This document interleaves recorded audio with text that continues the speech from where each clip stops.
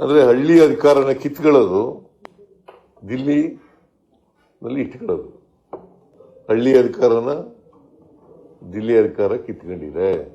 60% ಕೇಂದ್ರ ಸರ್ಕಾರ, 40% 73ನೇ ತಿದ್ದುಪಡಿ ಪ್ರಕಾರ, ಸಂವಿಧಾನಕ್ಕೆ 73, 74 ತಿದ್ದುಪಡಿ ಆಯ್ತಲ್ಲ, ಆಗ 73ನೇ ತಿದ್ದುಪಡಿ ಪ್ರಕಾರ ಗ್ರಾಮ ಸಭೆಗೆ ಮತ್ತು ಗ್ರಾಮ ಪಂಚಾಯತಿಗಳಿಗೆ ಇದ್ದ ಅಧಿಕಾರಗಳನ್ನ ಈಗ ಕೇಂದ್ರ ಸರ್ಕಾರ ಕಿತ್ಕೊಂಡ್ಬಿಟ್ಟಿದೆ. ಇದು it is against the decentralisation, it is against the federalism, it is against the constitution. Manusmriti ಏನ್ ಹೇಳ್ತದೆ ಅಂತಂದ್ರೆ, ಮಹಿಳೆಯರಿಗೆ, ದಲಿತರಿಗೆ, ಶೂದ್ರರ ಕೈಯಲ್ಲಿ ಹಣ ಇರಬಾರದು, ಯಾಕಂದ್ರೆ ಅವರು ಸೇವಕರಾಗಿ ಇರಬೇಕು.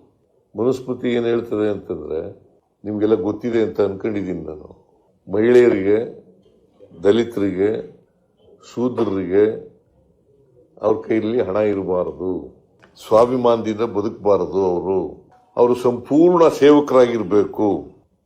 ಈ ಮನುಸ್ಮೃತಿಯಿಂದ ಪ್ರೇರಣೆ ಪಡೆದಿರೋರು ಯಾರು? RSS.